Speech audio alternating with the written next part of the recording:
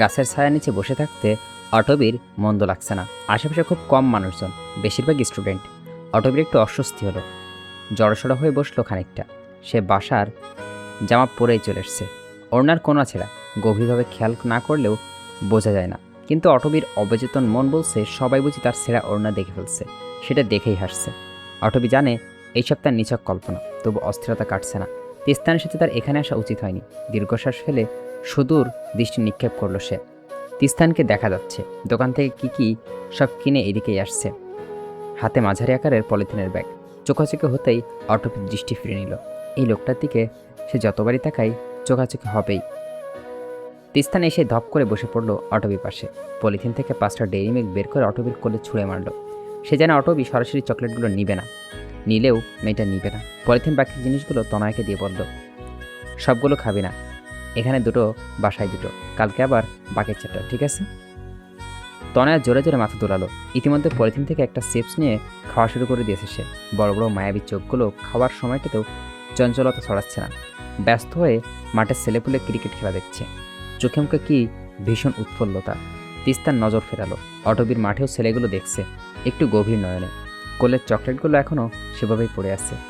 মেয়েটা ছুঁয়েও দেখেনি। তিস্তান চোখ সরু করে প্রশ্ন করল, কি হয়েছে, এভাবে ভাঁজ হয়ে বসে আছো কেন? অটবি নড়ে চড়ে ঠিক হয়ে বসলো। কপাল কুঁচকে এমন একটা ভাব করলো যেন সে ভীষণ বিরক্ত তিস্তানের উপর। ভীষণ মানে ভীষণ। জবাব না পেয়ে তিস্তান আবারও বলল, তোমার দিকে কেউ তাকাচ্ছে না অটবি? এই যে আমার শার্ট সেলাই খুলে প্রথম দুটো বোতাম পড়ে গেছে, কেউ কি দেখছে? দেখো তো। দেখছে না তো? ভুল কথা, অটবি সেই প্রথম লোক থেকেই দেখছে। যদিও সে জানতে না সেলাই খোলা বোতাম পড়ে যাওয়ার জন্য তিস্তানের ফর্সা বুকটা দৃশ্যমান হয়ে আছে। সে ভেবেছিল একটা স্টাইল করে ইচ্ছাকৃতভাবে বোতাম খুলে রেখেছে। ছোট্ট নিঃশ্বাস ফেলে অটবি বলল, আমি ঠিক আছি, শুধু বাসায় যেতে চাইছি। আর একটু। এ কথা অটবি অনেকক্ষণ ধরেই শুনছে। আর একটু বলে তিস্তান আধ ঘন্টা পার করে দিয়েছে। নলিয়া পৃথা স্কুল ছুটি হবে কিছুক্ষণ পর। সে এতক্ষণ অবশ্য তিস্তানের সাথেই বসে থাকতে পারবে না। তনয়া কবে থেকে অসুস্থ? তিস্তান তখন এক মনে আকাশ দেখছিল। অটবির প্রশ্ন শুনে সে একটু গভীর করল, ধীরে সুস্থে কণ্ঠেই বলল, 2 বছর আগে থেকে। ওকে ডাক্তার দেখাচ্ছেন না কেন? নাকি দেখিয়েছেন? দেখেছিলাম, ট্রিটমেন্টে অনেক টাকা লাগবে, জমাচ্ছি। অটবি এক পলক তনয়ের দিকে তাকালো। তার প্রচণ্ড মায়া হয় মেয়েটার উপর। হয়তো খুব নরম মন ছিল মেয়েটা, এত বড় কষ্ট সামলাতে পারেনি। অটবি আজকে দেখছে তনয়ার পেটের বিদঘুটে দাগটা এখনও চোখে ভাসছে। অটবি জানে না দাগটা কিসের। হয়তো খুব খারাপ কিছু হয়েছিল তনয়ের সাথে, হয়তো কষ্টের কিছু। এই জন্য হয়তো তনয়ের স্বামী ওকে ছেড়ে চলে গেছে। সন্তান জন্ম দিতে না পারায় আচমকা তিস্তানের প্রতি রাগ হলো অটবির। রুক্ষ গলায় বলল, চুরি করে কত টাকা জমিয়েছেন? হারাম টাকা দিয়ে ট্রিটমেন্ট করাবেন বোনের? তিস্তান শান্ত স্বাভাবিক স্থির, অসম্ভব নির্লিপ্ততা নিয়েই বলল, আমি চুরি করি না অটবি। এখন কি মিথ্যে বলা শুরু করে দিয়েছেন? তিস্তান আগের মতনই বলল, না, আমি ওদেরকে কীভাবে চুরি করতে হবে সেটা প্ল্যান করে দিই, ওরা চুরি করে। হ্যাঁ, তাতে কি, এটাও তো হারামি, অটবি বলল। প্রশ্নের উত্তর দিন। কত টাকা জমিয়েছেন? চুরি করে জমাইনি, আগে পার্ট টাইম জব করতাম, 50,000-এর মতো জমিয়েছি সেখান থেকে। জব ছেড়েছেন কেন? ছাড়িনি, কোম্পানি বন্ধ হয়ে গেছে। তিস্তানের দৃষ্টি আকাশে, বড্ড উদাসীন দৃষ্টি, হতাশপূর্ণ, মুখের গোমরে রাখা। একটা চাকরি তার সত্যি খুব প্রয়োজন। অটবি আস্তে করে বলল, আপনাকে বলেছিলাম আকাশের দিকে না তাকাতে। তিস্তান আজও অবাধ্য হলো, দেখেই রইল আকাশে। বলল, দেখতে ভালো লাগে। অটবি আরও কিছুক্ষণ বসে থাকলো, ওপাশ থেকে চুপচাপ। মাঠের ছেলেগুলো একতরফা খেলা শেষ করে আবার খেলতে নেমেছে। হৈহুল্লোর আওয়াজে কানে লাগছে। না, এখানে বসে থাকা যাবে না। ছোট্ট নোকিয়া মোবাইল স্ক্রিনে 4টা বাজছে। এখনই রওনা না দিলে ছুটিটাকে পৌঁছানো যাবে না। অটবি উঠে দাঁড়ালো। তিস্তানকে কিছু না বললেও তনয়াকে বিদায় জানিয়ে কদম ফেললো যাওয়ার জন্য। তিস্তান সেই কদমের গভীরতা মাপল, দেখলো তাকে আগ্রহ করে কি অনায়াসেই চলে যাচ্ছে মেয়েটা। অথচ ঠিক তার দেওয়া চকলেটগুলো যত্ন করে নিজের কাছে রেখে দিয়েছে। তাহলে এই মিশু অভিনয় কেন? নাকি বুঝতে পারছে না? চোখ বুঝে লম্বা একটা দীর্ঘশ্বাস ছাড়ল তিস্তান। ক্ষীণ সুরে আওয়ালল, আমি তারে কই, শোনো হে মানবী, তুমি মোটেও বিশেষ নও। হে কয়, আমি জানি আমি অন্যরকম। আমি কই, মিছে কথা। অন্যরকম হইলে আমি তোমারে বুঝি কেমন করে। হে কয়, তুমি তো আমার আপন মানুষ, তুমি তো আমার চিনবা। আমি হাসিয়া কই, আমি তোমার আপন মানুষ হইতে পারম না। আপন হইতে সুখে থাকা লাগে, আমার কাছে সুখ নাই। হে কিছু কয় না, মলিন আখি মোলাইয়া ধরে। জায়গাটা অটবির বাড়ির পেছনে। সরোজ মন খারাপ করে দাঁড়িয়ে আছে। অনেকক্ষণ হচ্ছে, নলি আসছে না।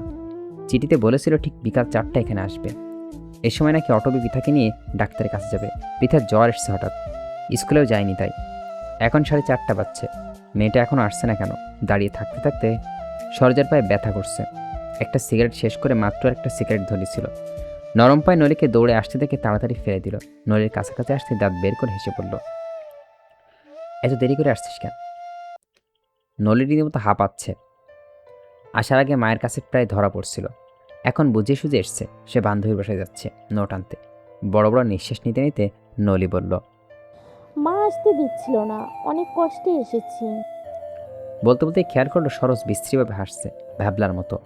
এরকম তো হাসে না। ভুরুকুসকে প্রশ্ন করলো, কি হয়েছে, এইভাবে হাসছেন কেন? কিচ্ছু না, কসম। আপনার শরীর থেকে এইরকম গন্ধ আসছে কেন? কি খেয়েছেন? সরোজ হাসি বাড়ালো, খাঁটি অভিনেতার মতনই বলল, মনে হয় সিগারেটের গন্ধ। আমি খাই নাই, রহিম ভাই খাইছে। আমি পাশে ছিলাম, উনার থেকে মনে হয় আমার গায়ে আসছে। ওদের সাথে মিশেন কেন? পাড়ার সবাই ওদেরকে খারাপ বলে। আপনি ওদের সাথে মিশেন দেখে আপনাকেও খারাপ ভাবেন। বুবু এই জন্য আপনাকে পছন্দ করে না। তোর বুবু যে কেমনে আমারে পছন্দ করব সেইটা আমি ভাইবা ফেলছি। আমার মনে হয় অটবি আপু আর তৃস্তান ভাইয়ের ব্যাপারটা কয়দিন পরই রমরমা হইয়া যাইব। এটাই আমাদের সুযোগ। তৃস্তান ভাই আমারে চিনে, আমি কেমন সেটাও জানে। তুই মনে কর তোর বুবু আর তৃস্তান ভাই এক হইলে আমি আর তুইও এক। শুনে খুশিতে লাফিয়ে উঠতে নলির কিশোর মন হাসি হাসি মুখ করেই বলল, সত্যি? হ্যাঁ। কিন্তু আপনি তো এসএসসি ফেল, এবার ফেল করলে কিন্তু আমি আপনাকে বিয়ে করব না। কেউ সরোজকে ফেল করার কথা বললে সরোজ ভীষণ রেগে যায়। নিজের বাবা মার সাথে ওই জন্য কম রাগারাগি হয়নি, কিন্তু নলির সাথে সে তো আর রাগ করতে পারবে না। তাই মন খারাপ করে তাকালো, বলল, এবার ফেল করতাম না, একটা বন্ধু পাইছি। পরীক্ষায় ওর খাতা দেখা কপি পেস্ট কইরা দিমু, তাইলেই পাস। কপি পেস্ট করতে হবে কেন? একটু পড়ালেখা করলেই তো হয়। আমার পড়ালেখা করতে ভাল লাগে না রে, আমার শুধু তোরে ভাল লাগে। প্রেমিকের মুখ থেকে এমন কথা শোনার পর প্রেমিকার আর কি চাই? মন খারাপ খারাপ সব উধাও। কারেন্ট নেই। নিকশ কৃষ্ণ আধারের ঝিমঝিম করছে চারপাশ। অটবি মোমবাতি জ্বালিয়ে সাবধানে বইয়ের কাছে রাখলো। ক্ষীণ হলদেটে আলোয় এখন যা দেখা যাচ্ছে, উঠে দাঁড়িয়ে বিরক্তিকর একটা নিঃশ্বাস ফেলল। কারেন্টটা আর যাওয়ার সময় পায়নি। পৃথা আর নলি এমনিতেই পড়তে চায় না, অনেক কষ্টে বকে বকে পড়তে বসিয়েছিল। অমনি কারেন্ট ফুরুত। মাথার ওপর মস্ত বড় চাঁদ উঠছে, তবুও চাঁদের ধুতি ঠিক ধরণীতে পৌঁছায় না। উঠানে পাটি বিছাদে পৃথা আর নলি পড়ার ভান করছে। বইয়ের দিকে তাকিয়ে সামনে ফুলসুরাত করেই যাচ্ছে একে অপরের সাথে। সেদিকে চেয়ে অটবি ভ্রু কুঁচকাল। এই টুনাটুনির মতো মেয়েগুলো কি ভেবেছে? সে কিছুই বুঝতে পারছে না। ওদের চালাকি। থমথমে গলায় অটবি তৎক্ষণাৎ ধমকাতে লাগলো, পড়ছিস না কেন তোরা? বইয়ের দিকে তাকিয়ে যে নাটক করছিস, ভেবেছিস আমি বুঝতে পারছি না? মেয়েদের বাড়ি খেতে মন যাচ্ছে, দিব একটা। সঙ্গে সঙ্গে এই কথা থামিয়ে জোরে জোরে মাথা নাড়ালো পৃথা আর নলি। পর মুহূর্তে এমন ভাবে পড়তে লাগলো যেন এই ইহকালে পড়া ছাড়া আর কোনো কিছুই চিনে না। মেয়েদের এমন কাণ্ড দেখে হাসলেন রেবা বেগম। হাত পাখা দিয়ে বাতাস করতে করতে বললেন, চা বোধহয় এতক্ষণ হয়ে গেছে। অটবি নিয়ে আই তো, আমার এখন উঠতে ইচ্ছা করছে না। আনছি, তুমি ওদের দিকে খেয়াল রাখো। তোমার মেয়েগুলো এত ফাঁকিবাজ হয়েছে। অটবি রান্নাঘরে চলে যেতে নলি আবার অসমাপ্ত আলোচনাটুকু শেষ করে উদ্যোগী হলো। রহিমের বখাটে দল অটবির বাসার আশেপাশে আছে, চিৎকার চেঁচামেচি করে রাখছে না কিছু। ইদানিং ইলিয়া আন্টির স্টাইলিশ উচ্চশিক্ষিত ছেলে কয়দিন ওদের সঙ্গ নিয়েছে। সারাদিন রহিমের সাথে ঘোরাফেরা করে। নলিও দেখেছে কয়েকবার, কিন্তু পৃথা বিশ্বাস করতে চাচ্ছে না। নিজেকে সত্য প্রমাণ করতে নলি জোর গলায় বাড়িয়েই বলল, কদিন ভাইয়া ভালো ছিল না। পৃথা, আমি নিজে চোখে ওনাকে একটা মেয়ের সাথে চিপায় দাঁড়িয়ে থাকতে দেখেছি। পৃথা মন খারাপ হলো, কিন্তু সে বুঝতে দিল না। বইয়ের দিকে দৃষ্টি রেখে ফিসফিস করেই বলল, তুই হয়তো ভুল দেখেছিস। কাদিন ভাইয়া মোটো এমন না, আমি ওনাকে চিনি। কি এমন চিনিস? কয়দিন কথা বলেছিস ওনার সাথে? দূর থেকে দেখেই আপন হয়ে গেল? নাকি তোর রোমিও খারাপ হতেই পারে না? তোদের চোখে তো একমাত্র সরোজ ভাইই খারাপ, আর সবাই তো দুয়া তুলসী পাতা। পৃথা বই থেকে চোখ তুলল। রিবা বেগমের এদিকে খেয়াল নেই। পাখা দিয়ে বাতাস করতে করতেই তিনি ঝিমোচ্ছেন। কণ্ঠ খাদে নামিয়ে পৃথা বলল, সাবধানে কথা বলবি নলি। কাদিন ভাইয়া আমার রোমিও হতে যাবেন কেন? রোমিও না হোক, তুই তো ওনাকে পছন্দ করিস। তাছাড়া কথা বলতে বলতে হঠাৎই থেমে গেল নলি। রহিমের গলার আওয়াজ একদম কাছ থেকে শোনা যাচ্ছে। শুধু রহিম না, সরোজ, কাদির এদিকেও গুটি কয়েক ছেলের কণ্ঠস্বর স্পষ্ট কানে আসছে। নলির চোখ চিকচিক করে উঠল। উত্তেজনায় পৃথর বাহু ধরে খামছে বলল, শুনেছিস কাদিন ভাইয়ার গলা? আমি বলেছিলাম না উনি রহিম ভাইয়ের সাথে চলাফেরা করে? তুইও তো বিশ্বাসই করতে চাইছিলি না। পৃথা থমকালো। একটু না, অনেকখানি। গেটের ওপাশ থেকে কয়েকদিনের বলা কথাগুলো সেও শুনতে পারছে। রহিম ভাই ডেকে ডেকে প্রাণজান উজাড় করে দিচ্ছে ছেলেটা। অন্য মানুষকে পৃথা বইয়ের এক লাইন বারবার পড়তে লাগলো। পাশ থেকে নলি অনেক কিছুই বলছে, সে শুনছে না। তার ভেতরটা কেমন জানি করছে। অদ্ভুতভাবে টিপ টিপ করে অস্থির করে তুলছে ওকে। আগে তো এমন করা কখনো হয়নি, অনেকক্ষণ না। অটবি রান্নাঘর থেকে সামনে রাস্তায় দেখা যায়। চুলাগুলো আগুনে বন্ধ করে কাপে চা ঢালতে ঢালতে অটবি জানালার বাইরে তাকালো। ওইদিকে রহিমের ভাইকে দেখা যাচ্ছে দলবল নিয়ে গেড়ে বসেছে রাস্তার দুর্বাঘাসের উপর। কি দিয়ে যেন খুব হাসাহাসি করছে। অটবির মেজাজ খারাপ হলো। আজকাল রহিমের সাহস অনেক বেড়ে গেছে। কাউকে পরোয়া করে না। কেউ শাসন করতে চাইলে উল্টো তাকে শাসিয়ে ঘরবন্দি করে দেয়। আচমকা টর্চলাইটের তীক্ষ্ণ আলো মুখের উপর পড়ল তার। অটবি হকচালো। দীর্ঘক্ষণ পর এমনি তেজি আলোর সংস্পর্শে চোখটা জ্বলে উঠল, যেন অসহ্য ঠেকল। শুনতে পেল, কিরে খুকি না, ওইখানে দাঁড়ায় দাঁড়ায় কি করো খুকি? আমাদের দেখো। রহিমের খসখসে কণ্ঠস্বর। অটবি তখনও তাকাতে পারছে না। লাইটের আলো থেকে সই করতে কয়েক সেকেন্ড লাগবে। বেয়াদব লোকটা এখন চোখের উপরে লাইট ধরে আছে। অটবি চেঁচিয়ে উঠল, এগুলো কি ধরনের বেয়াদবি রহিম ভাই? মুখের উপর লাইট ধরেছেন কেন? রহিম খ্যাক করে হাসল, যেন কোনো কৌতুক শুনছে সে। 32 দেখিয়ে বলল, আশেপাশে অন্ধকার খুকি, অনেকদিন তোমারে দেখি না, তাই লাইট মাইরা দেখলাম। রহিমের পাশে সরোজ আর কাদিনকে দেখা যাচ্ছে। অটবি একটা তাচ্ছিল্যর দৃষ্টি ছুঁড়ে মারল ওদের। রাগে তার হাত পা কাঁপছে। এত অসহায় লাগছে নিজেকে। প্রবল অসহায় দৃষ্টিতে ঘুরে ফিরে তিস্তানের দিকে স্থির হলো। লোকটা জ্বলন্ত সিগারেটের শুকটান দিচ্ছে। সব সময়কার উদাসীন দৃষ্টি রাস্তায়। অন্যদের মতো অটবির হেনস্থ দেখে মজা নিচ্ছে না, হাসছে না, তাকাচ্ছে না। তিস্তান সিগারেট শেষ করে টান দিয়ে সেটা ফেলে দিল। অটবি খেয়াল করলো সে এইদিকে আসছে। অটবির কাছে জানালার একেবারে মুখোমুখি হয়ে প্রশ্ন করলো, কি করছো? অসম্ভব স্বাভাবিক কণ্ঠ, যেন এ প্রশ্ন তিস্তান রোজই তাকে করে। কিন্তু অটবি স্বাভাবিক থাকতে পারল না। আশ্চর্য হয়ে তাকিয়ে রইল। তিস্তান আবারও বলল, এভাবে তাকিয়ে আছো কেন? কিছু জিজ্ঞেস করছে তোমাকে, উত্তর দাও।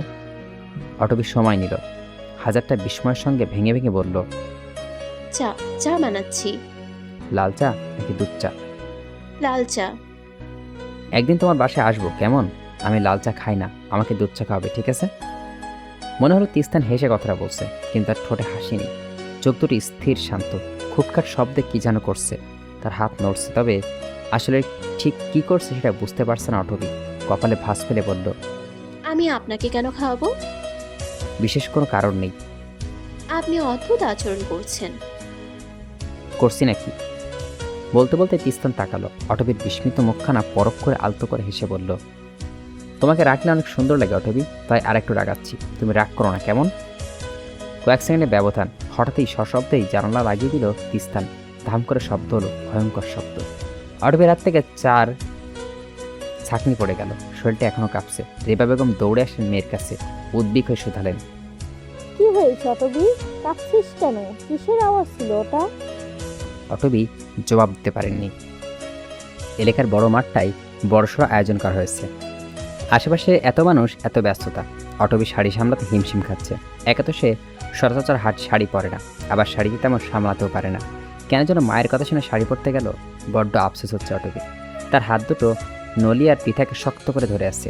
চোখ দুটো ব্যস্ত হয়ে খুঁজছে কোনো একটা নির্জন স্থান, যেখানে একটু শান্তিতে দাঁড়ানো যাবে।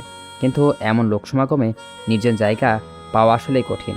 হাল ছেড়ে অটবি নলি আর পিঠার দিকে তাকালো। হতাশ সুরে বলল, বাসায় যাবি? চল চলে যাই। নলি জোরে জোরে মাথা নাড়ালো। সে কিছুতেই যাবে না। তাড়াহুড়ো করেই বলল, আমরা না মাত্র আসলাম, কোনেও তো আসলো না এখনো।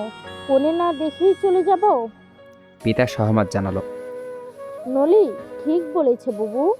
তাছাড়া আমরা অনেক কষ্ট করে সেজে এসেছি, এখনই চলে গেলে ঘন্টাখানেক ধরে সে যে লাভ কি হলো? অটবীর দৃষ্টি সন্তুষ্ট নয়, তবুও সে কিছুক্ষণ বলল, না, খুঁজে খুঁজে মানুষ তুলনামূলক কম এমন জায়গাতেই গিয়ে দাঁড়ালো। এই এলাকায় সুনাম্য মুন্সি চাচার মেয়ের বিয়ে আজকে। ছোট্ট ছেলে বুড়ো সবাইকে দাওয়াত দেওয়া হয়েছে। অটবী যদিও দাওয়াতে আসতে চায়নি, কিন্তু মুন্সি চাচা বারবার অনুরোধ করছিলেন ওকে আসতে। ওনার মেয়ের 2টি বছর টিউশনি পড়িয়েছেন বলেই হয়তো তো আহ্লাদ আদর। অটবীর ভিতর থেকে একটা গোমড়ে ওঠা নিঃশ্বাস বেরিয়ে এলো। গরিব বলে পাড়ার সব মেয়েদেরই 18 পেরোনোর আগেই বিয়ে দিয়ে দেওয়া হয়। মুন্সি চাচার মেয়ের বয়সও 18 হয়নি। এবার নিউটনে উঠত। চোখ ভরা কথা স্বপ্ন ছিল মেয়েটার। প্রত্যেকটা ক্লাসে রোল এক হতো। প্রায়ই বলতো অনেক বেশি বেশি পড়ে একদিন ডাক্তার হবে, অনেক টাকা কামাবে, পাশের বড় লোকই এলাকায় নিজস্ব ফ্ল্যাট কিনে বাবা মার সাথে থাকবে। কই, কিচ্ছু তো হলো না। না, সবই হলো, সবার সব ইচ্ছে পূরণ হলো। মাঝখান দিয়ে মেয়েটার আকাশচুম্বী স্বপ্ন ভেঙে গেছে।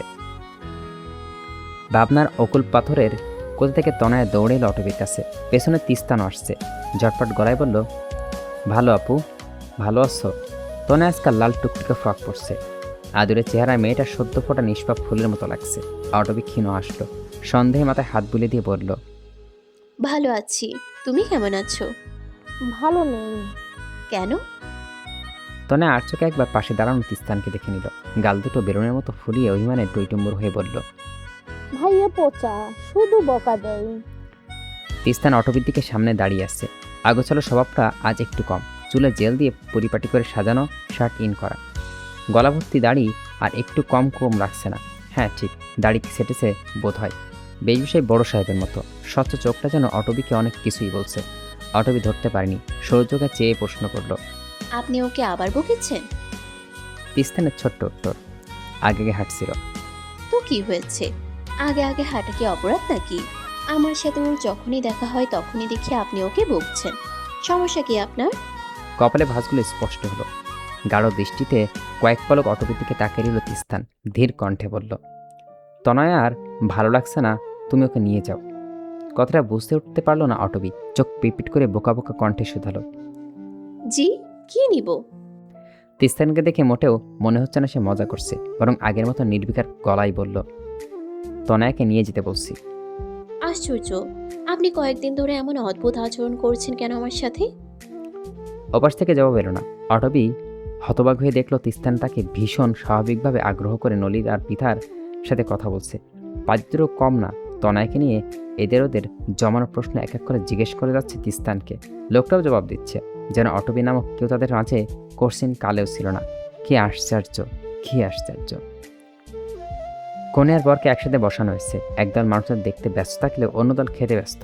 মাঠে আলাদা করে খাওয়ার জায়গা করা হয়নি। যাদের চেয়ারে বসছে তাদের সেখানেই বিরিয়ানির প্লেট ধরিয়ে দেওয়া হয়েছে। আর যারা বাসার জায়গা পায়নি তারা দাঁড়িয়ে দাঁড়িয়ে খাচ্ছে। তিস্তান কোথা থেকে যেন 3টা চেয়ার জোগাড় করে নিয়ে এলো। পৃথা, নলি আর তনয়কে সেখানে বসিয়ে বলল, চেয়ার আর পাইনি, তুমি কি দাঁড়িয়ে থাকতে পারবে? সমস্যা নাই। সরোজার কদিন দূর থেকে ছুটে আসছে। 2 হাতে দুটো করে বিরিয়ানির প্লেট।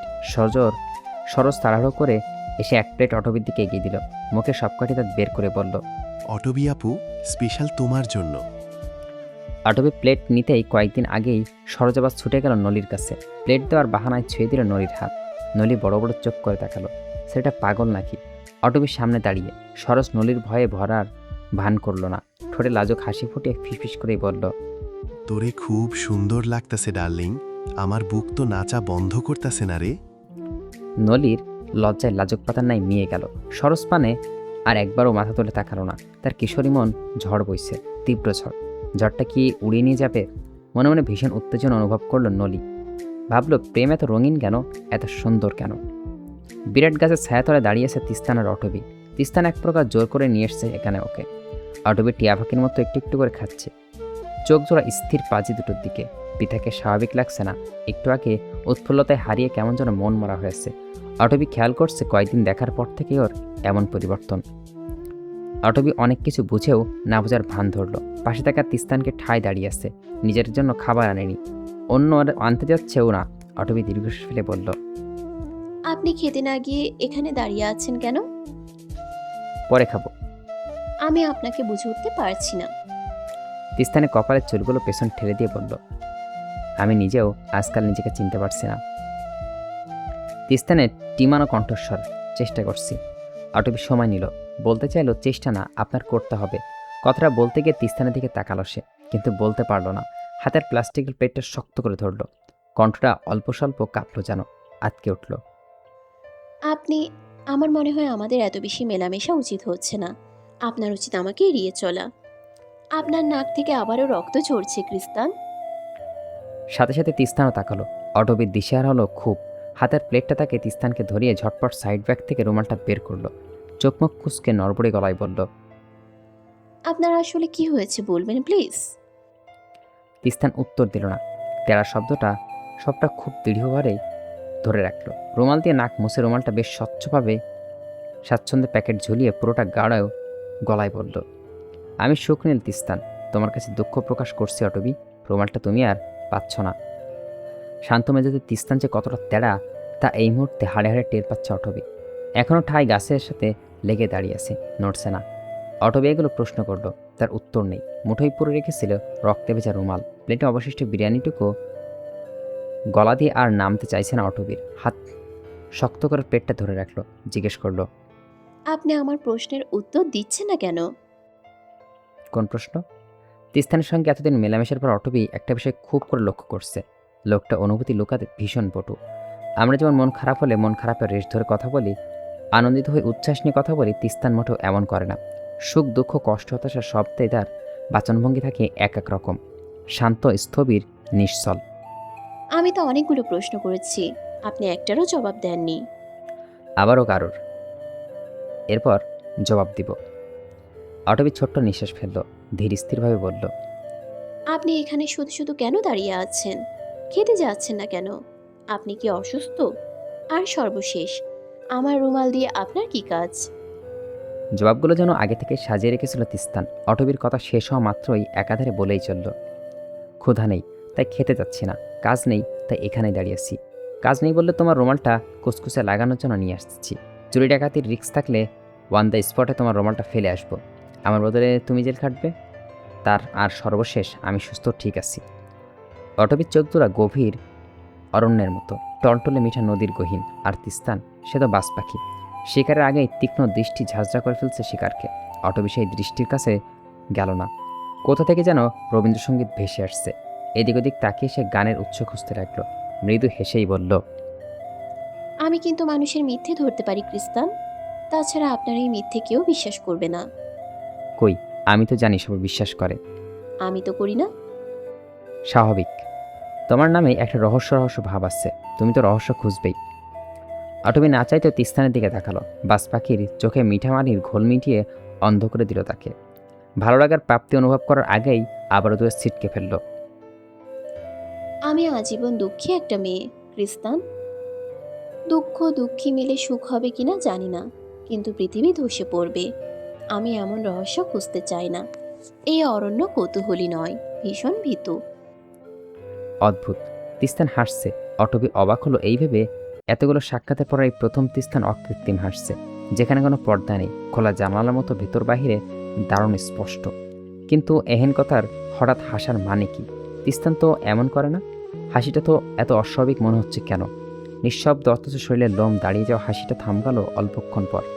অটবি খেয়াল করলো হাতের মুঠোয় থাকা রুমালটা গায়ে সব শক্তি দিয়ে চেপে ধরেছে তিস্তান। বাতাসের তালে তালে ফিসফিস করেই বলছে, ভয় নেই ভীতু অরণ্য, আমি আমার নামের শেষ দুটো শব্দ তোমাকে কখনোই দিব না। সরস ফাঁসফকর খুঁজছে নলির সাথে কথা বলার জন্য, কিন্তু সুযোগ পাচ্ছে না। অটবি সারাক্ষণ বোনাদের সামনে শক্ত দেওয়াল হয়ে দাঁড়িয়ে আছে। সরজ একটু বিরক্তই হলো। এত পাহারা দেওয়ার কি আছে? সে কি নলিকে খেয়ে ফেলবে নাকি? আশ্চর্য। অনুষ্ঠান প্রায় শেষের দিকে। অটবি বোনকে নিয়ে চলে যাচ্ছে। শরৎ সেদিকে চেয়ে আছে, মনটা তার একটু বেশিই খারাপ। প্রেমিকা এত সুন্দর করে সেজেগুজে আসলো, অথচ সে একটু ছুঁয়ে দেখতে পারলো না। হাহ। দীর্ঘশ্বাস ফেলে সিগারেটে ধরালো। পূর্বে সরোজ গুনগুনিয়ে, এই মেঘলা দিনে একলা, গানের দফরফা করে দিল। এই রোদেলা দিনে একলা ঘরে থাকে না তো মন, কাছে যাব কবে পাবো ওগো দোকলা হওয়ার নিমন্ত্রণ। তিস্তান যে কখন পাশে এসে দাঁড়িয়েছে সরোজ খেয়াল করেনি। তিস্তানে ভুরু কুচকানো দৃষ্টির সম্মুখীন হতেই ভ্যাবলা হাসলো। সিগারেটটা ধরালো না, পকেটে পুরে রাখলো। কণ্ঠ একরাশ মধু ঢেলে বলল, একটু ক্রিয়েটিভ হওয়ার চেষ্টা করলাম ভাই, কতকাল আর এক লিরিক্স গাইতে থাকবো। পাশতে মুখ ভর্তি বিরিয়ানি নিয়ে কাদিক বলল, তোর এই ক্রিয়েটিভিটি হেমন্ত কুমার মুখোপাধ্যায় দেখলে তোরে জেলের ভাত খাওয়াইতো। তুই আগে তোর মুখে ভাত দে, শেষ কর বেটা। কয়দিন সরোজ অত বেশি পছন্দ করে না, সেটা কথায় কথায় দোষ ধরে, সারাদিন মুখে ইংরেজি ফুটিয়ে রাখবে, এমন একটা ভাব যেন সে ছাড়া আর কেউ ইংলিশ বলতে পারে না। জানে না কোত্থেকে যেগুলো আসে। সরোজ একটা তাচ্ছিল্য দৃষ্টি ছুঁড়ে মারল কাদিকের দিকে, প্রচণ্ড অনীহা নেই বলল, রহিম ভাই তোরে ডাকে, তুই যা তো এন থেকে। কাদিক বেজার মুখ চলে গেল। তিস্তান তখন তনয়ের ঠোঁটের পাশে লেগে থাকা খাবারের টিস্যু দিয়ে মুছে দিল। সরোজ সাবধানে জিজ্ঞেস করলো, এখন কি বাসায় চলে যাই বাগা ভাই? তুইও যাচ্ছিস আমার সাথে? বলে একটু থামলো তিস্তান, অস্বাভাবিক শান্ত চোখে চেয়ে বলল, যা আনতে বলেছিলাম এনেছিস? প্রশ্নটা শুনে সরোজ মুখভঙ্গি একটু পাল্টে গেল যেন। অন্য পাশে একবার নজর বুলিয়ে ফিসফিস করেই বলল, আনছি ভাই। কোথায় পেলি? দাম কত নিয়েছে? তোমার দেওয়া দামই নিছে, 20 টাকা বাইচা গেছে শুধু। প্রথমে দিতে চায় নাই, লোভ দেখানোর পর রাজি হইছে। ওই যে হাশেম আলী আছে না, ওইটার পরের দোকান। তিস্তান চল শক্ত করে বলল, বাকি টাকা তুই রেখে দিস, এখন বাসায় চল। জঙ্গলের ঠিক মাঝখানটায় তিস্তানের বাড়ি। দীর্ঘদিন যাবৎ মেরামতের অভাবে খানিকটা কুড়ে ঘর মনে হয়, আসলে কিন্তু ছোটোখাটো রাজপ্রাসাদ। বাহিরে যতটা ভাঙাচোরা, ভেতরটা ততটা রুচিশীল, গোছানো। একতলা বাড়ি হলেও মাটির নিচে আরেকটা গুপ্ত পথ আছে, তিস্তান ছাড়া সেটা কেউই জানে না। বাবা অবশ্য জানতো, তার ডিজাইন করা বাড়ি বলে হয়তো তিনি এখনও বেঁচে নেই। সরোজকে তনয়ের কাছ থেকে রেখে তিস্তান অন্ধকার সিঁড়িতে নিচে নামতে লাগলো। ঘুটঘুটে অন্ধকার, কিন্তু কিছু স্পষ্ট নয়। আধারে ধেয়ে আসছে চোখ দুটো, কিন্তু তিস্তান স্বাভাবিকভাবেই নিচে নামছে, অভ্যস্ত বলে কথা। এ কাজটা সে নতুন করছে না। কাঙ্ক্ষিত স্থানে পৌঁছে বাতি জ্বালিয়ে দিল তিস্তান। মাঝের একের ঘরে দেওয়ালগুলো আর একটা কালচে আবরণ, খামসি দাগ, রক্তের দাগ। এক কোণে জড়সড়ে বসে আছে একজন ব্যক্তি, গায়ে জড়ানো পরিষ্কার কাপড়, ডান পায়ে শেকল বাঁধা, কিন্তু মুখ দেখা যাচ্ছে না। তিস্তান নিষ্প্রাণ গলায় বলল, খাবার এনেছি। ব্যক্তিটি আলো জড়ানোর এমনিতে রেগেছিল। তিস্তান কথা বলতে খেকিয়ে উঠল, ওই বাজে খাবার আমি খাবো না, নিয়ে যা এখান থেকে।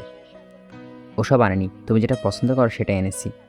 সাথে সাথে তাকালো ব্যক্তিটি, বাদামি চোখগুলো মনি জল জল করছে। তিস্তান হাতের বাটিটা সামনে রাখতে ছুটে আসলো বাটিটার কাছে, কালো দাঁতগুলো বের করে উজ্জ্বলতার সঙ্গে হাসলো। বাচ্চাদের মতো করে মাথা তুলে বেশ কয়েকবার একই কথা বলল, আমি খুশি হয়েছি, আমি খুশি হয়েছি। তিস্তানে পা ধরে দুলছে, দাঁড়িয়ে থাকতে পারছে না। আজ অনেকদিন পর প্রিয় মুখটা দেখছে সে। আগের সেই স্নিগ্ধতা কোথাও নেই, খামছে গেছে। আজকে ক্ষত বিক্ষত করে ফেলেছে। তিস্তানে কাপা কাপা পায়ে দেওয়াল ঘেঁষে বসল। ব্যক্তিটি অনেকক্ষণ লোবাতুর চোখে বাটিটির দিকে চেয়ে থেকে প্রশ্ন করল, তুইও কি একটু খাবি আমার সাথে? না। তাইলে কি খাবি? ওই যে সাদা সাদা লবণের মতো কি জানি খাইতিস, ওগুলো? ছেড়ে দিয়েছি। ও। তিস্তান চোখের পলক ফেলল না। বুকের পাথর বেঁধে ব্যক্তিটির রক্ত খাওয়ানোর দৃশ্য একাধারে দেখতে লাগলো। ঠোঁটের কোণে তাজা রক্ত নিয়ে তার এদিক তাকিয়ে হাসছে সে। তাতে রক্ত লেগে আছে, ভয়ঙ্কর হাসি, ভয়ঙ্কর তীপ্ত চোখ। তিস্তানের সঙ্গে সঙ্গে চোখের পাতা বুঝে নিল, দেওয়ালে ঠেকিয়ে রাখলো মাথা।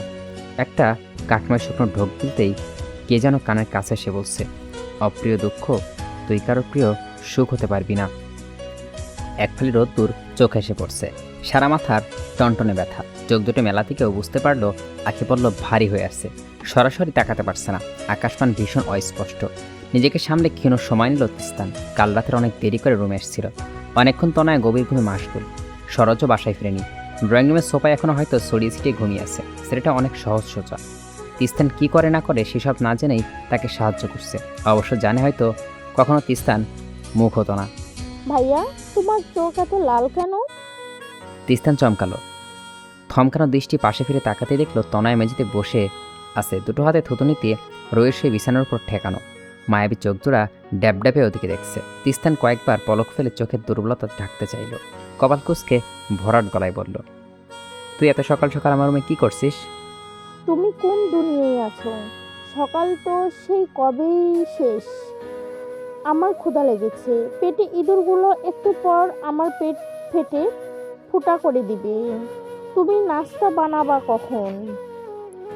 তিস্তান সঙ্গে সঙ্গে উঠে দাঁড়ালো। নগ্ন পেটানো শরীরের জড়িয়ে নিল কালো রঙের টি শার্ট, কপালের চুলগুলো পেছনে ঠেলে দিয়ে বলল, তোর সরোজ ভাইয়া কোথায়, চলে গেছে? না, সোফায় ঘুমাই, অনেকক্ষণ ধরে ডাকছি, উঠে না। জগে পানি আছে না, ওর মুখে ঢেলে দিয়ে উঠে যাবে। সত্যি মুখে ঢালবো?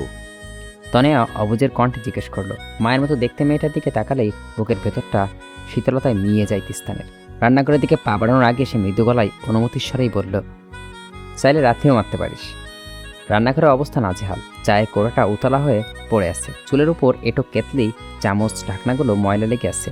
তিস্তান তিক্ত নিঃশ্বাস ফেলল। কিঞ্চিত সরোজের কাজ এটা, রাতে চা বানাতে গিয়ে এই অবস্থা করেছে। সে এটো জিনিসগুলো দক্ষ হাতে ধুয়ে দিল। ছোটবেলা থেকেই দেখে এসছে বেশিরভাগ সময় রান্নাঘরের দিকটা বাবা সামলাতেন। তিস্তানও টুকটাক সাহায্য করত। মা অসুস্থ থাকতো সারা বছর। সে সুবিধায় স্কুলে পড়ুয়া অবস্থাতে রান্নাবান্না ভীষণ পটু হয়ে গেছে তিস্তান।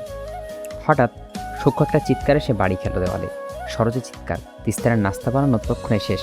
কাপে চা ঢেলে আস্তে করে ডাইনিং টেবিলের উপরে খাবারগুলো রাখলো সে। চেয়ার টেনে বসলো। সরোজ ভিজে একাকার হয়েছে। পরনে ভেজা প্যান্ট আর গায়ে পাতলা জামাকাপড় জড়িয়ে কাতর দৃষ্টিতে চেয়ে আসছে তার দিকে। তিস্তান তাকাতেই প্রায় কেঁদে ফেলার মতন অবস্থা করে বলল, ভাই, ও ভাই, সকাল সকাল তোমার বোন কামটা কি করছে দেখছো? ঘুমাইতেছিলাম, মুখের ওপর পানি ঢেলে দিল। তুমি এর একটা বিচার করো। তিস্তান প্রথমে কিছু বলল না। নির্বিকার ভঙ্গিতে চায়ের কাপে চুমুক দিল। অনেকদিন চুল কাটা হয় না। মাথায় একগুচ্ছ চুল বারবার ঢেকে ফেলছে তাকে। আমি তো তনয়কে আর 1 ঘন্টা আগে পানি ঢালতে বলছিলাম। তোর ভাগ্য ভালো আর একটু ঘুমাতে দিয়েছে তোকে। ভাই, তুমি এমনটা করতে পারলা? পারছি, এখন বেশি কথা না বলে খেতে আয়। শরৎ চেয়ারে কুচকে তিস্তানের মুখোমুখি চেয়ারে বসলো। আবহাওয়া অতটা ঠান্ডা না, কিন্তু তবুও তার শীত শীত লাগছে। ঝটপট গরম চায়ের কাপে হামলে পড়তেই বাঁচে। তিস্তান সময় নিয়ে প্রশ্ন করে, তনয়া কই? ওকে দেখছে না কেন? সরোজ হাবাবের মতো পরোটাটা দিয়ে চা খাচ্ছে, অনেকটা সেভাবেই বলল, তোমার বোন যে বিটকেল, পানি ছুঁইরা দৌড়, বকারও সুযোগ দেয় নাই। অর্ধেক পরোটা রয়ে গেছে, আর খেতে ইচ্ছে করছে না। তিস্তান তনয় যেন দুটো পরোটা প্লেটে আলাদা করে রাখলো। থমথমে গলায় বলল, খাওয়া শেষে চলে যাবি। আঙ্কেল ফোন করছিল, তোকে নাকি দুপুরের কোচিং আছে। তোমার মনে হয় আমি কোচিংয়ে যাবো? তুই কয়বার মাঠটিকে ফেল করছিস জানো? একবারই তো ফেল করছি, এমন করো কেন? এবারও ফেল করবি, তোর কপালে লেখা আছে। শরৎ যে কথায় কান দিল না, আয়েশ করে পরোটাটা টুকরো করে চায়ে ভিজিয়ে মুখে নিল, শুধালো, ভাই, তুমি রক্ত দিয়ে কি করো? তিস্তান চমকালো, তাকালো ঠিক, কিন্তু পরমুহূর্তে নিজেকে সামনে নিল। হিমশীতলে গলায় বলল, খাই। অথচ সত্যটা সরোজ একেবারে বিশ্বাস করল না। ধুর, রক্ত আবার খাওয়া যায় নাকি? কি করো আসলে কাউ তো? ওই দোকানের বেটাও দেখলাম তোমার কথা শুই না কেমন ভয় পাইয়া গেল। দোকানে তিস্তানের দু কারণে ভয় পাই। এক, ইপটিজিং করে একদম রাস্তার পিটিয়েছিল বলে, আর দ্বিতীয় কারণটা অবচেতন মনের ভয়। তিস্তান দীর্ঘশ্বাস ফেলেই বলল, বিশেষ কিছু না, এক্সপেরিমেন্ট করি। কি এক্সপেরিমেন্ট? আর একটু বড় হয় তারপর বলবো। সরোজের আগ্রহী মন দমল না। খেতে খেতে সে জোরে জোরে মাথা নাড়ালো। সে অপেক্ষা করবে। সামনে বসে থাকা তিস্তানের দম বন্ধ করে চেয়ে রইল শুধু। মনে মনে হাসলো খুব। সরোজের ওপর না, নিজের ওপর। ভাবলো বোকা মানুষগুলো তার পাল্লাতেই পড়ে কেন। সে চূড়ান্ত পর্যায়ে বিশ্বাসঘাত খারাপ মিথ্যুক ভাবক হওয়ার ভান ধরে থাকে। এইসব মানুষ যখন তার আসল সত্য জানবে, তখন কি করবে এরা? তিস্তান চায় না ওরা কিছু জানুক, একদমই চায় না। যাদের চোখে সে নিজের জন্য ভালোবাসা দেখতে পায়, তাদের চোখে ঘৃণা কিভাবে সহ্য করবে? আদৌ পারবে সহ্য করতে? তিস্তান জানে সে পারবে না। গুটিকায় চড়ুই পাখি তার বসে আছে, বাতাসে উত্তাপ নেই, তবু হাঁসফাঁস লাগছে। কাদের ব্যাগ থেকে মোবাইলটা বের করে সময়টা দেখে নিল অটোপি। 5:10 বাজছে। আজকে একটা টিউশনি করতে পারেনি। ছাত্র বেড়াতে গেছে, অথচ অটোপি একবারও জানার প্রয়োজন বোধ করেনি। অদূরে হেঁটে হেঁটে গন্তব্যে পৌঁছানোর পর দেখে দরজায় তালা ঝোলানো। অটোপির বুকের ভেতরটা গুমট অনুভূতির চুপসে আছে। ক্লান্ত শরীর ঘেমে কেটে একাকার। ওই তো রাস্তার একপাশে তিস্তানকে দেখা যাচ্ছে। ভাবলেশীন লোকটা এখনও নির্লিপ্ত, অনায়াসে হাত পা ছড়িয়ে ফুটপাতের দুর্বাঘাসে শুয়ে আছে। অটোপি কিছুক্ষণ সেদিকে চেয়ে রইল। শক্ত হাতে কাঁধের ব্যাগ সামলে গটগট পায়ে গেল। নিঃশব্দে বসলো তিস্তানের পাশে। তিস্তান ওকে দেখে হাসলো অল্প, একদম ক্ষীণ। উঠে বসতে বসতে বলল, অভাগা দুয়ারে এসেছে যে, তোমাকে দেওয়ার মতো আমার কিছুই নেই। আমি আপনার কাছে এসেছি। কে বলল? মেয়েটার চোখে তীক্ষ্ণতা সরাসরি বুকে বেঁচছে। তিস্তান অকারণে আবার হাসল, বলল, তাহলে আমার পাশে কেন বসছো? অটবি অনমনা হলো। সবুজ ঘাসের মাঝে 1-2টো হলুদ ঘাসে রুকি দিচ্ছে। একটা একটা করে হলুদ ঘাসের ছিঁড়ে সে মৃদু স্বরে বলল, আমি আপনার কাছে এসেছি কে বলল? দেখছিলাম এত দায়িত্বের ভারেও আপনি কেন নুয়ে পড়ছেন না। হাসছেন, ঘুরছেন, ফুর্তি করছেন, হয়তো লোক দেখানো, কিন্তু তবুও আমি কেন পারি না? তিস্তান আজ বড্ড বেশি আসছে। সচরাচর তাকে এত হাসতে দেখা যায় না। উজ্জ্বল শ্যামবর্ণ মুখশ্রী সর্বদাই শীতলে লুকোচুরি খেলা। বাদামি চোখ দুটো কালো অধ্যায় যেন।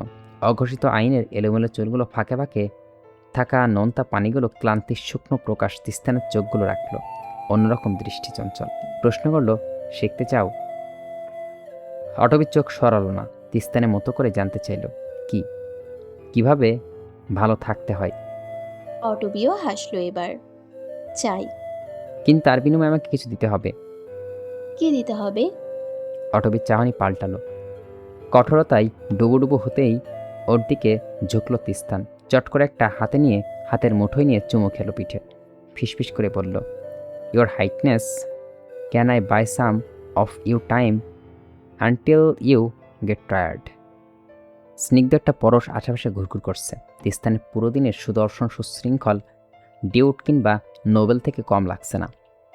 এক হাতে অটবির হাত ধরে অন্য হাতে পেছনের দিকে মুড়িয়ে রেখেছে সে। দুর্বাঘাসের ওপর হাঁটু গেড়ে বসে আছে। চোখ বুজে হাতে পিঠে দীর্ঘ চুমুর মুহূর্তটা বোধহয় বর্ণনা করা যাবে না, শুধু অভাব একটা রাজকীয় পোশাকের। তাহলে হয়তো তিস্তান নামক আজীবন দুঃখী ছেলেটা কোনো এক রাজ্যের সুখী রাজকুমার হয়ে যেত। অটবি হালকা করে নিঃশ্বাস ফেলল।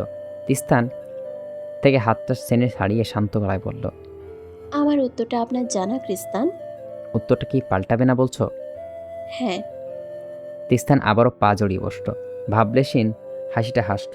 আবারও একবার ঠাট্টা সুরে বলল, সমস্যা নেই অটবি, আমি তবু তোমার শিক্ষক হতে রাজি আছি। আমি বুক ভরা আবারও দয়া মায়া সামলে রাখতে পারি না। অকৃতজ্ঞের সাথেও ভুলে ভালে কৃতজ্ঞতা দেখিয়ে ফেলি। দরকার নেই এমন শিক্ষকের। আমি আপনার থেকে কিচ্ছু শিখতে চাই না। একটু আগেই না বললে ভালো থাকার উপায় শিখতে চাও? একটু আগে চেয়েছিলাম, এখন চাই না। তিস্তান ঘাসের উপরে শুয়ে পড়ছে। শুয়ে শুয়ে হাত পা ছড়িয়ে একমনে দেখছে অটবিকে।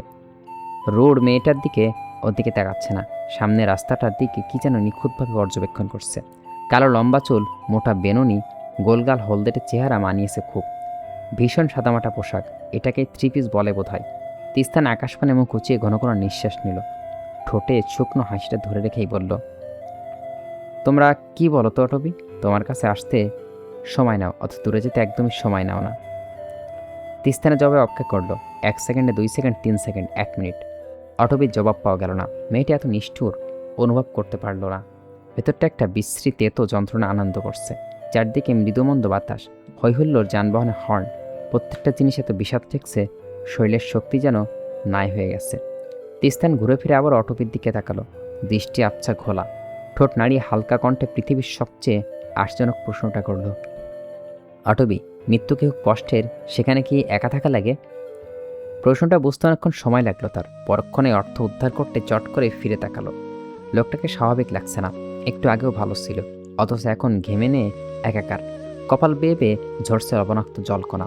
বুকে ওঠানামা তীব্র নিঃশ্বাসের শব্দ কানে ঝাঁপিয়ে দিচ্ছে। হতভাগ অটবির দুশ্চিন্তায় গলা শুকিয়ে এলো। তিস্তানের দিকে বড় বড় চেয়ে আতঙ্কিত গলা আর্তনাদ করল, ক্রিস্তান, এমন করছেন কেন? শুনছেন আপনি? কি হয়েছে? তিস্তান কিছু একটা বলল, অস্পষ্ট। বোঝার জন্য যার দিকে বেশ খানিকক্ষণ ঝুঁকল অটবি। বাম দিকে ফোনে সরোজকে কল দাও। সঙ্গে সঙ্গে বাম দিকে তাকাল অটবি।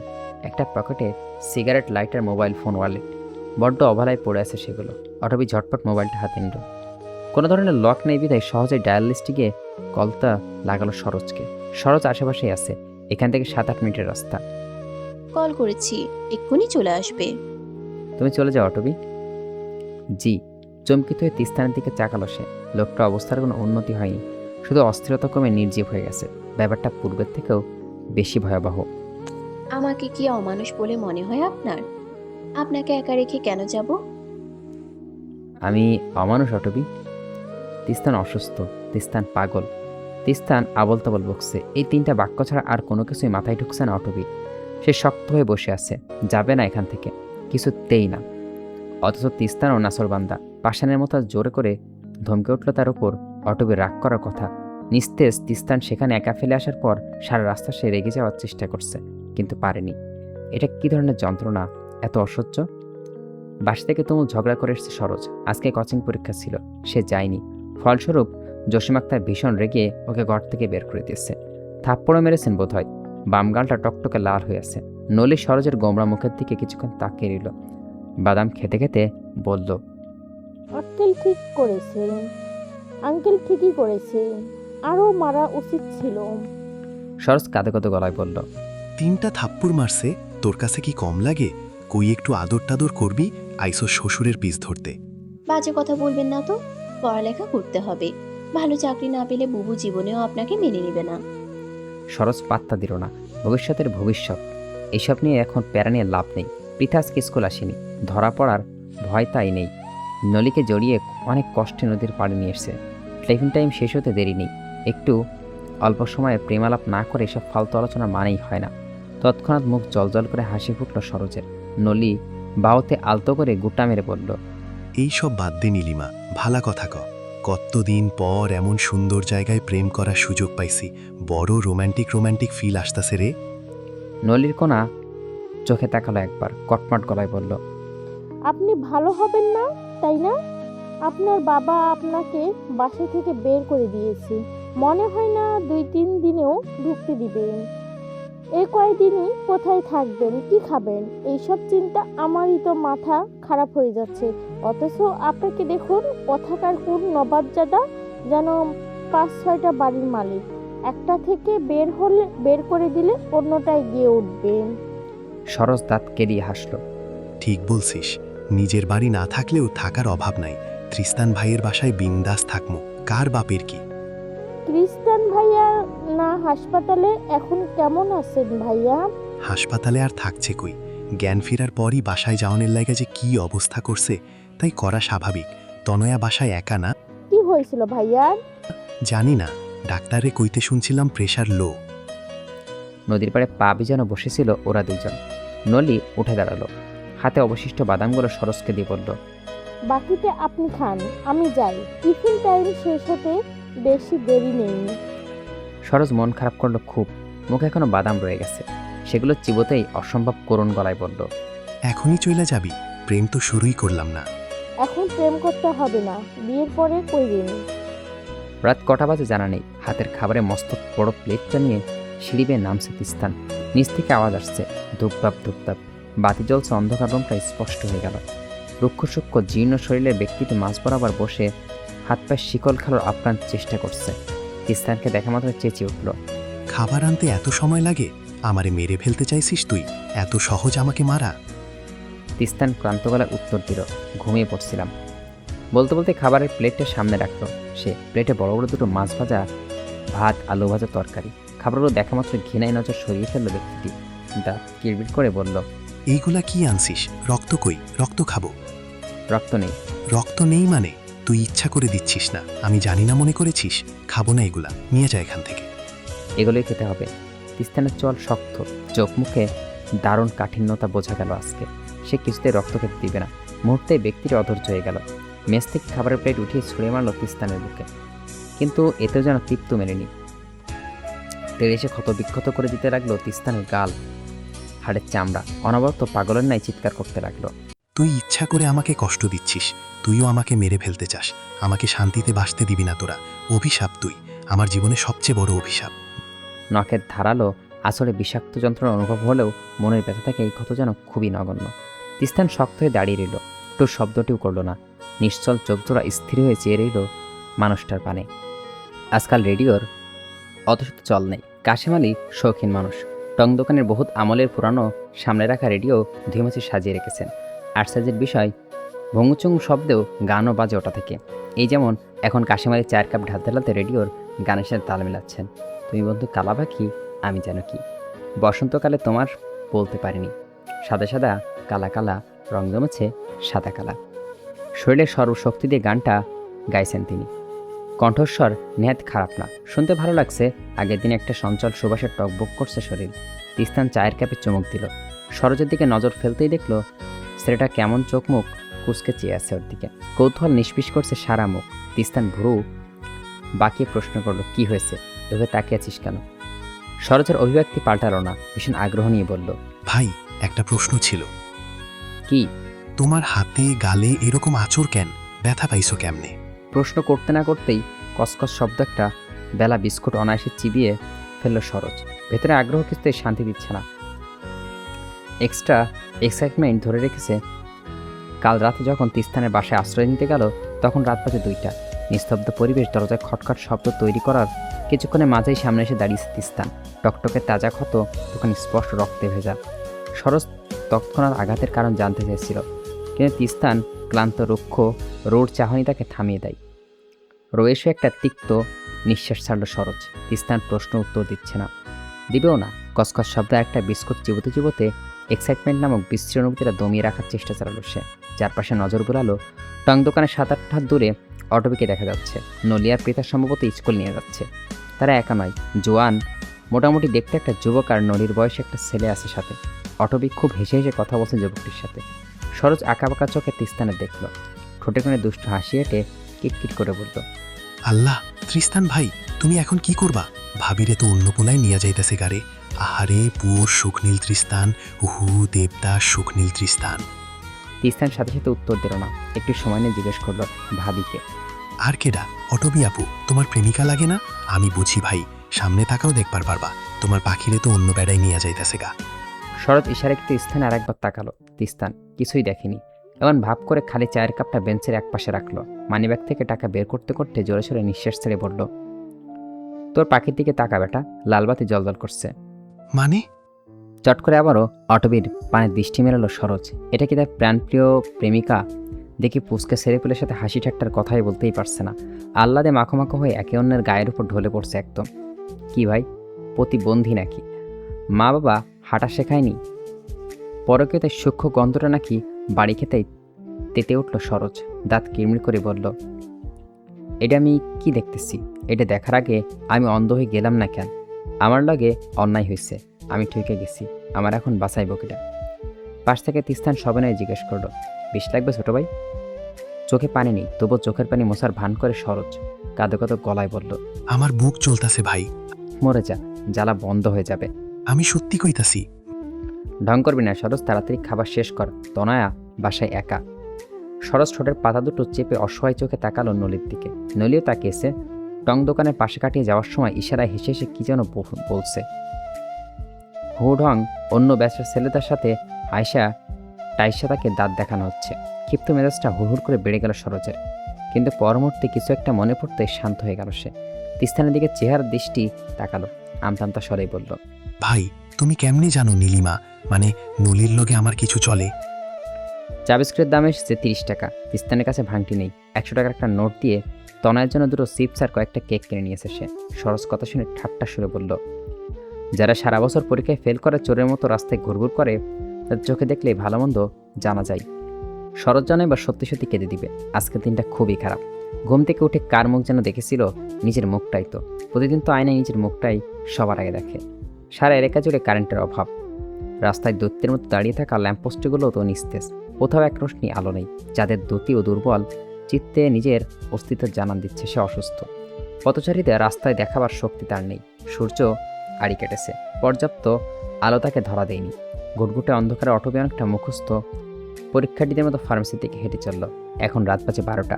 টিউশনি শেষ করে 8টার দিকেই ইলিয়ানা আন্টি বাড়িতে গিয়েছিল সে। কয়েকদিন এবার ইন্টার দ্বিতীয় বর্ষে উঠছে।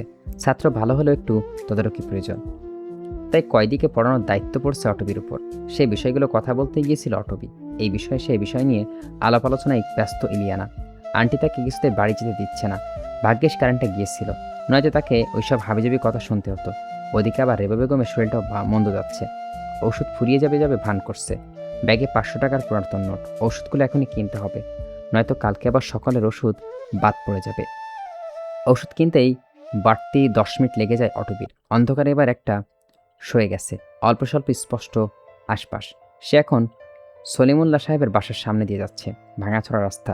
রাস্তার দুপাশে বিশ্রীভাবে তাকিয়ে আছে কালো কালো ঝোপঝাড়। হঠাৎই তাকালে মনে হয় পাড়ার কিশোরগুলো ক্ষিপ্ত হয়ে দাঁড়িয়েছে। অটবি দীর্ঘশ্বাস ফেলল। মনে মনে পণ করলো বেতনের টাকাটা পেলে এবার নতুন একটা ফোনের ব্যাটারি কিনবে। তার বর্তমান যেটা আছে সেটা নষ্ট। ফুল চার্জ করলে 1 ঘন্টাও টিকে না। আচমকা কিসের যেন শব্দ শুনল অটবি।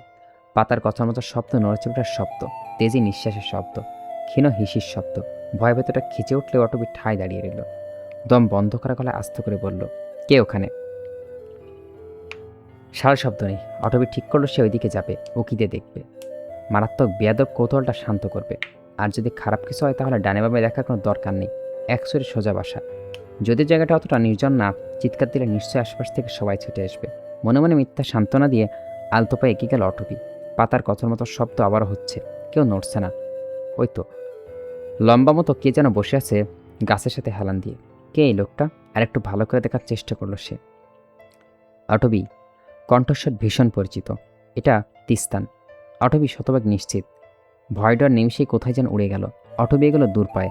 কাছাকাছি হতেই তিস্তান আবারও বলল, তুমি অটবি? অন্ধকারে তিস্তানও ভালোভাবে দেখতে পাচ্ছে না। অটবি শুধু এতটুকুই বুঝলো, লোকটা হাত পা ছড়িয়ে বসে আছে, হাতে জ্বলন্ত সিগারেট। দূরত্ব রেখে সেও বলল পাশে। ঝটপট জিজ্ঞেস করল, ভূতের মতো একা একা আপনি এখানে বসে আছেন কেন? আবারও অসুস্থ হয়ে পড়েছেন? আপনার ফোনে লাইট নেই? দেখি জ্বালান তো একটু। তিস্তান শীতল নয়নে অটবির দিকে চেয়ে আছে। আপনা চোখে অটবিকে অপরূপ লাগছে। মেয়েটা সুন্দর, এ কথা সে অস্বীকার করতে পারবে না। এক দেখায় যেন কারো পছন্দ হয়ে যাবে। তিস্তান ক্ষীণ স্বরে বলল, আস্তে কথা বলো অটবি, তুমি পুরো এলাকাকে আমার এখানে থাকার কথা জানিয়ে দিচ্ছ। অটবি গুটি কয়েক ছোট্ট ছোট্ট নিঃশ্বাস ফেলল, কণ্ঠ খাদে নামিয়ে বলল, আপনি এখানে কি করছেন? তনয়া কোথায়? সরোজার কাছে তনায় আছে। অটবি ভুরু কোসকালো। মানে ও তনয়ার সাথে কি করছে? চাচা ওকে বের করে দেওয়ার পর আমার বাসায় থাকছে এখন। অটবি হতাশ হলো। এক রহিম কি কম ছিল, এখন তিস্তান জুটেছে ছেলেটার সুন্দর ভবিষ্যৎ নষ্ট করতে। কাঁধের ব্যাগটা মাটি থেকে উঠে এসে চলে যেতে চাইল, তাকে থামিয়ে দিল তিস্তান। আর একটু বসবে অটবি? নিঃসংকোচ আবদার। অটবি কেন যেন মানা করতে ইচ্ছে করলো না। ব্যাগটা আবারও মাটিতে রেখে বসে পড়ল। স্বাভাবিক কণ্ঠে জিজ্ঞেস করলো, আপনি এখনো উত্তর দেননি ক্রিস্তান? এত জায়গা থাকতে এই ঝোপঝাড়ের ভিতর কি করছেন? এটা আমার প্রিয় জায়গা। এই ঝোপঝাড়? তিস্তান মৃদু হাসল। হাতের সিগারেটটা সে আগে থেকেই ফেলে দিয়েছে। চোখ বুজে টিমানো কণ্ঠে পড়ল, ঝোপঝাড় দেখে পছন্দ একেবারে নির্জন, কেউ দেখার নেই, শোনার নেই, কাউকে মেরে ফেললেও কেউ কিচ্ছু জানবে না। তিস্তানের ঠোঁট কোণে এক সুন্দর হাসিটা অস্বাভাবিক। অটবির বিমূর নয়নে কিছুক্ষণ চেয়ে রইল, হালকা স্বরে বলল, আপনাকে অসুস্থ লাগছে, আপনার এখন বাসায় চলে যাওয়া উচিত। ওই বাসাটায় ভয় লাগে অটবি, ওখানে যেতে ইচ্ছে করে না। আকাশে বিদ্যুৎ চমকাচ্ছে। হঠাৎ হঠাৎ আলোর ঝলকানিতে ক্লান্ত তিস্তানকে দেখা যাচ্ছে। আবার ওর নিভে যেতেই বাজে রকমের আধার একটু আগেই চাঁদের দুটিটুকু নেই। অটবি সে অল্প আলোতে অবাক হয়ে দেখল তিস্তান ভয়ঙ্কর মানুষের মতো হাসছে। চোখের গভীরে অদ্ভুত উদাসীনতা, দুঃখ, যন্ত্রণা, একই সাথে ক্ষুধার্ত বাঘের হিংস্রতা। অটবি ভয় পেল, কিন্তু অতটা না যতটা পেলে মানুষ দৌড়ে পালায়। সে খুব শান্ত হয়ে বসে আছে। এই তিস্তানকে সে চেনে না, কিন্তু চিনতেই চাইছে। আস্তে করে ডাকলো, তিস্তান। সাথে সাথে একটু ঝুঁকে আসলো তিস্তান, চোখে চোখ রাখলো। অটবি নড়ল না, স্থির চেয়ে রইল। তোমার চোখে আমি নিজেকে এত উপরে দেখতে পাই কেন অটবি? আমার নিজেকে অনেক ছোট মনে হয়। ঝড় বইছে, বৃষ্টি পড়বে। তিস্তান উঠে দাঁড়ালো, বড় বড় পায়ে চলে যাচ্ছে সে। এবারও অটবির দিকে তাকায়নি। বাতাসের মিষ্টি একটা ঘ্রাণ ঘুরে বেড়াচ্ছে। মা চুলায় হালুয়া বানাচ্ছেন। ঘিয়ের মনোরম ঘ্রাণে জীবের পানি আটকানো যাচ্ছে না। রান্নাঘরে আশপাশ চাতক পাখির মতো ঘুরঘুর করছে পৃথা আর নলি। কখন হালুয়া হবে? অমনি তারা ঝাঁপিয়ে পড়বে খেতে। অটবি জানালার বাহিরে উকি দিয়ে ওদের একবার দেখে নিল। এই দুজনকে সে সকালে বলছিল ঘরটা গুছিয়ে রাখতে, গোছায়নি, বরং পড়াশুতে উঠানে পাড়ি দিয়ে হালুয়া খাওয়ার স্বপ্ন দেখছে। ভেতর থেকে একটা সূক্ষ্ম দীর্ঘশ্বাস বেরিয়ে এলো। কোমরে ওড়না বেঁধে প্রথমে বিছানায় ঝাড়লো অটবি। বিছানার নিচে নলির ব্যাগে অনাদরে পড়ে আছে। ব্যাগের চেন খোলা, বইপত্র মেঝে ঝুলছে। মেয়েটা এত অগোছালো, বেশ খানিকটা বিরক্তি হলো অটবি। ব্যাগ গুছিয়ে রাখতে রাখতে হঠাৎ খেয়াল করলো নলির ব্যাকরণ বইয়ের ভেতর একটা লাল রঙের কাগজ বেরিয়ে এসছে। বইটা পৃথার হলে অটবি হয়তো বিষয়টা অত আমল নিত না, কিন্তু একবার যখন বিশ্বাস ভেঙেছে, নলির কোনো কিছুই সে সহজে মেনে নিতে পারবে না। অনেকটা সন্দেহের বসে লাল রঙের কাগজটা খুলল সে। যা ভেবেছিল তাই, একটা প্রেমপত্র, মধুর রসালো প্রেমপত্র, 9-10 লাইনের। পড়তে পড়তে অটবির হৃদয় কঠিনভাবে বেঁকে গেছে। রাগটা প্রকাশ করতে না চাইতেও দমাতে পারল না অটবি। উচ্চস্বরে ডেকে উঠল, নলি, এক্ষুনি রুমে আয়, 1 মিনিটও দেরি করবি না। নিজে খেয়ালে মাসগুল নলি জোরে সরে চমকে উঠল। পৃথার দিকে একবার জিজ্ঞাসক দৃষ্টিতে তাকিয়ে ছুট লাগালো রুমের দিকে। অটবি তখন হাতের কাগজটা টেবিলের উপর মেলে রেখেছে। নলি আশাতে ওর দিকে বাড়িয়ে দিল। থমথম গলায় প্রশ্ন ছড়ল, এটা কি কি দিয়েছেন? কাগজটা কাল স্কুলে যাওয়ার পথে সরোজ দিয়েছিল। নলি খুলে দেখেনি, তার তো মনেই ছিল না। কাগজেতে এক ঝলক লেখাগুলোর চোখ বুলে নিল সে। না, সূচনা উপসংহার কোথাও সরোজের নাম নেই। মনে মনে বড্ড খুশি হল নলি। চেহারায় দারুণ আতঙ্ক ঝুলিয়ে নির্দোষ কণ্ঠে বলল, এইটা আমি নিতে চাই নাই বুবু, আমার কোনো দোষ নাই। স্কুলে একটা ছেলে আমাকে খুব বিরক্ত করে, ওই জোর করে কাগজটা আমার ব্যাগে ঢুকিয়ে দিয়েছে। কাগজটা এখনো তোর ব্যাগে কি করে? ফেলে দিসনি কেন এটা? মনে মনে ছিল না বুবু। অটবি তীক্ষ্ণ চোখ জোড়া নলিকে আড়াগোড়া পর্যবেক্ষণ করছে। যদিও তার মস্তিষ্ক বলছে নলি যা বলছে সব মিথ্যা, কিন্তু তবুও সে মস্তিষ্কের কথাগুলো শুনল না। বিশ্বাস করে নিল, ডাস্টবিনে কাগজটা ফেলে দিয়ে বলল, আর এসব কাগজ টাগজ নিবি না। বেশি বিরক্ত করলে বলবি, বিষয়টা আমি দেখব। নলি কথা বাড়ালো না, মাথা কাত করে সাই দিল শুধু। এবার থেকে আর সাবধান হতে হবে। এই চিঠিগুলো কাগজপাত, এগুলো রিস্ক অনেক। রৌদ্রে উত্তাপ দৃঢ় রুক্ষ, ফ্যাকাশে একটা রং ধারণ করছে সবুজ সতেজতা, ব্যবসা মৃদুমন্দা বাতাস। অটবি 3টার দিকে টিউশন নিতে বেরিয়েছে। একটা পড়িয়েছে, বাকিগুলো পড়াতে ইচ্ছে করছে না, ঘুম পাচ্ছে খুব। বাসায় গিয়ে একটা মারাত্মক ঘুম দেওয়া দরকার, খুব দরকার। মোড়ে রাস্তার পাশে ছোট্ট একটা দোকানে বসে ঝালমুড়ি, চটপটি, ফুচকা এসবের। সেদিক দিয়ে যাওয়ার সময় অটবির কেন যেন প্রচণ্ড ইচ্ছে করলো একটু ঝালমুড়ির স্বাদ নেওয়ার। ব্যাগে পর্যাপ্ত টাকা আছে, একদিন একটু 5 টাকা ঝালমুড়ি খেতে মাসিক খরচে টানাপোড়া লাগবে না নিশ্চয়ই। অনেকটা উৎফুল্ল মনে ঝালমুড়ি নিয়ে বাসার পথে পা বাড়ালো অটবি। ঝালমুড়ি মুঠোয় পুরে খেতেই নিচ্ছিল। হঠাৎ কোথা থেকে আগমন ঘটল তনয়ার। মেয়েটার ফর্সা মুখটা রক্তিম, স্পষ্ট কাঁদছে, কাজল রঙে আখিতায় ল্যাপটানো, ভৃতু সর্বাস্ত হৃদয়টা অটবিকে দেখে যেন কিঞ্চিত শান্ত হয়েছে। আশেপাশে তিস্তান সরস কাউকেই দেখা যাচ্ছে না। মেয়েটা কি আবারও বাসায় না জানিয়ে এতটুকু পথে এসছে, আবার হারিয়ে গেছে? তৎক্ষণ নিঃশ্বাস ফেলে তনয়ার চোখে অস্ত্রগুলো হাতে দিয়ে মুছে দিল অটবি। আদুরে গলায় জিজ্ঞেস করলো, তোমার ভাইয়া কোথায় তনয়া? আবারও কাউকে না বলে বাসা থেকে বেরিয়েছ? আমি হারিয়ে গেছি। তোমার ভাইয়া এমন কেয়ারলেস কেন? তুমি যখন বেরিয়েছিলে কেউ দেখেনি? সরোজ ভাইয়া ঘুমায়, আর কৃষ্ণান? ভাইয়া বাহিরে কাজ করে। তনয়া অপরাধীর নাই মাথা নোয়ালো, মিনমিনিয়ে পড়ল। ভেতরকার দীর্ঘ নিঃশ্বাসটা রয়ে সই ফেলল অটবি। খেয়াল করলো তনয়া অনেকক্ষণ ধরে তার হাতের ঝালমুড়ির দিকে চেয়ে আছে। চাপা হতাশা আটকে ঝালমুড়ি তনয়ের দিকে বাড়ি দিয়ে বলল সে, নাও এটা খাও। তিস্তানের বাসা ঠিক কোথায় তা জানা নেই অটবির। শুধু জানে জঙ্গলের ভেতরে ছোট্ট আঁকাবাঁকা রাস্তা পেরিয়ে একটা মাঝারি আধভাঙা রাজপ্রাসাদ আছে, ওটাই তিস্তানদের বাড়ি। কিন্তু সে শতভাগে নিশ্চিত না। নলি বলতে শুনেছিল, এই শোনার পর উপর নির্ভর করে সম্পূর্ণ অচেনা জায়গায় পা বাড়াতে ইচ্ছে করছে না। কপালে চিন্তার বলিরেখা এটা তনয়ের দিকে তাকালো। মেয়েটা ওর দিকে চেয়েছিল, ঝটপট কণ্ঠে বলল, আমি এখান থেকে বাসায় যেতে পারবো আপু? তোমাদের বাসা এই জঙ্গলের ভেতরেই? তুমি রাস্তা চেনো? তনয়া বেশ কয়েকবার মাথা দোলালো। হ্যাঁ, সে চেনে, কিন্তু তবুও তাকে একা ছাড়লো না অটবি।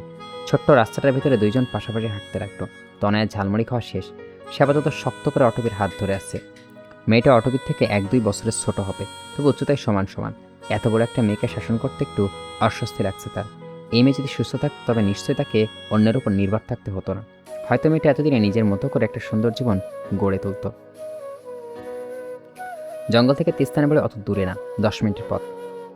কোনো ধরনের গেট নেই, হয়তো ছিল, কিন্তু এখন এর অস্তিত্ব সম্পূর্ণ বিলীন। দুপাশে শুধু দুটো পিলার গেঁথে আছে। বাড়ির সূক্ষ্মতার দাঁড়িয়ে থাকা দেওয়ালগুলো ভেঙে একাকার। অটবির ফ্ল্যাট দুটো পাশ কাটিয়ে সামনে গেল। সদর দরজা সম্পূর্ণ খোলা। বসার ঘরে হাত পা ছড়িয়ে হা করে ঘুমাচ্ছে সরস। দুটো ঠোঁটের পাতার মাঝখানে নিস্তার ফাঁকা। কি আরামের ঘুম তার। তনয়া দৌড়ে সরোজের কাছে গেল। কিছুক্ষণ ভুরু কুচকে চেয়ে টেবিলে থাকা জগের পানিগুলো চট করে ঢেলে দিল সরোজের মুখে। সরোজের ঘুম ভাঙল। ভয়ানক চিৎকার দিয়ে ভূতভূত বলে লাফিয়ে উঠল সে। পরক্ষণেই তনয়াকে চোখের সামনে পেয়ে চড়া গলায় বলল, তোমার সমস্যা কি তনয়া আপু? আমার ঘুমের সাথেই তোমার এত শত্রুতা কেন? সরোজের উত্তপ্ত রাগটা কেউ আমলে নিল না। তনয়া লুকিয়ে নিজেকে অটবির পেছনে আড়াল করলো। অটবি এতক্ষণ চুপ করে থাকলে এবার বেশ ক্ষিপ্ত হয়ে বলল, রাতে কি ঘুমাও না সরোজ? পড়ালেখাও তো করো না, সারাদিন এদিক ওদিক ছুটতে থাকো। আসলে করোটা কি তুমি? এত ঘুম কেন আসে? মেয়েটা যে একা একা মোড়ের রাস্তায় চলে গিয়েছিল, সে খেয়াল আছে? শরৎ চমকালো খুব। একবার অটবিকে দেখে আরেকবার লুকিয়ে থাকা তনয়াকে দেখার চেষ্টা করলো। বাম হাতে ঘাড় চুলকালো কয়েক সেকেন্ড। ভুরু বাঁকিয়ে ভীষণ আশ্চর্য কণ্ঠে শুধালো, সত্যি বলতাছো আমি এত বিশ্রী ঘুমাই? শুনে তনয়া খিলখিল করে হাসলো। থ মেরে থাকা সরসকে দেখে তার খুব হাসি পাচ্ছে, মজাও লাগছে ভীষণ। ঠোঁটে হাসিটা দীর্ঘ করে অটবিকে এক হাত ধরে জড়িয়ে ধরল সে। আবদার সুরে বলল, আজকে আমার সাথে এখানে থাকবা আপু? নিষ্পাপ শিশুর নাই চোখের স্বচ্ছময় অটবিকে গলাতে পারল না। আস্তে আস্তে ধরনীর সন্ধ্যা নামছে। এখনই বাসায় না ফিরলে অনেক দেরি হয়ে যাবে।